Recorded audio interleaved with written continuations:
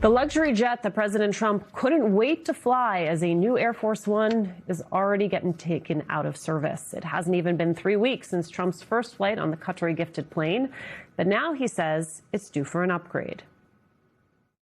This plane does not have anti-missile defense systems. Well, it has a lot, and it has a lot of capability. But as I understand it, in about a month or so, they're going to send it to have it be maxed out.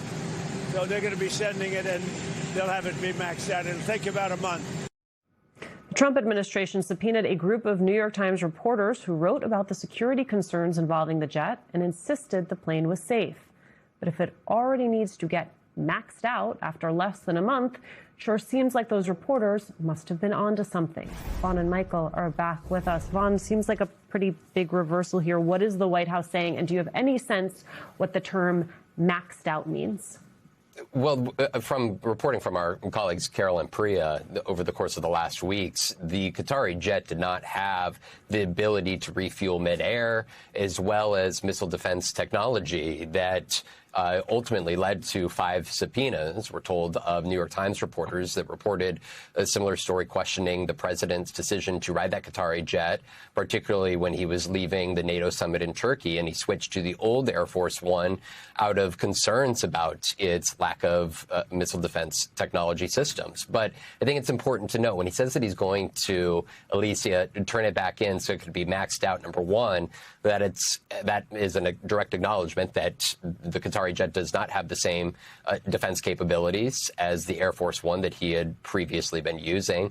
And the second part that is important to remember is the fact that there is another Boeing jet that is currently under construction intended to be served as the new Air Force One. And that Boeing jet, it's not just a typical Boeing jet, but it's one that would have the capabilities and the resources to be able to be used as Air Force One. It's not set to be ready until 2029. And so the idea that he could turn in the Qatari jet and within just a couple weeks have it back up to the same type of capabilities, it just doesn't match what the reporting at MS Now shows it would require.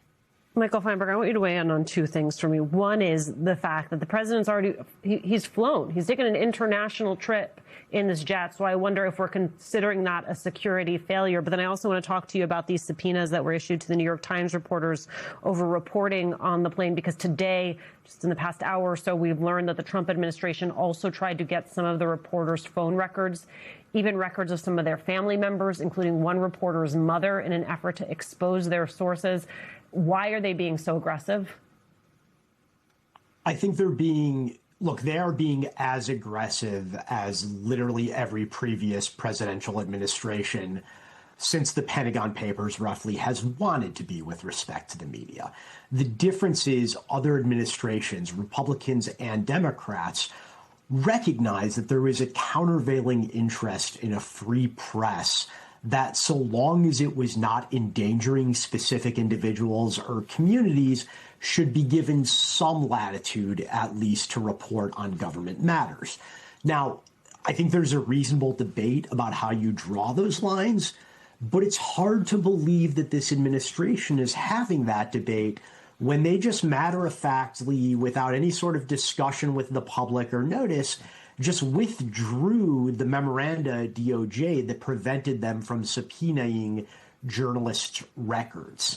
This is not being done because of a complex balancing of the equities of a free society with national security obligations.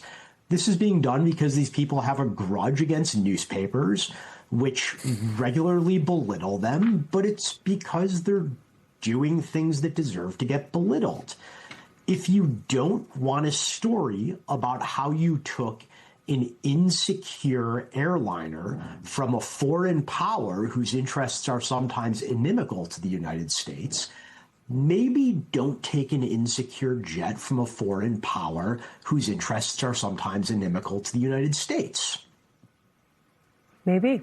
Vaughn Hillyard, thank you so much for joining us and bringing us your reporting.